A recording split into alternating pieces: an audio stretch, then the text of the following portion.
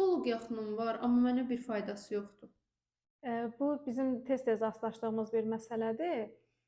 Çünki psixoloq yaxını, tanışı olanlar elə düşünürlər ki, onların hər hansı bir psixoloji çətinliyi olanda bunu həmin psixoloq həll eləyə bilər. Ancaq təəssüf ki, bu belə olmur və bu onlarda təəccüb də doğurmamalıdır. Çünki bu başqa sahələrdə də belədir. Məsələn, riyaziyyat müəllimi uşağını özü hazırlamır, başqa müəllimin yanına qoyur. Bu o demək deyil ki, o riyaziyyatı bilmir ya da öyrədə bilmir. Sadəcə yaxınlıq münasibətində həmin o disiplini qura bilmir. Psixoloji sahədə də belədir. Münasibətdə yaxınlıq psixoloq-pasient münasibətinin obyektivliyinə xələl gətirir. Çünki orada elə məqamlar ola bilər ki, istər qohumluq münasibəti olsun, istər başqa yaxın münasibət, orada elə məqamlar ola bilər ki, psixoloq deyilməli olanı dilə gətirə bilməz və bu da o prosesin irəliləməsinə əngəl olur.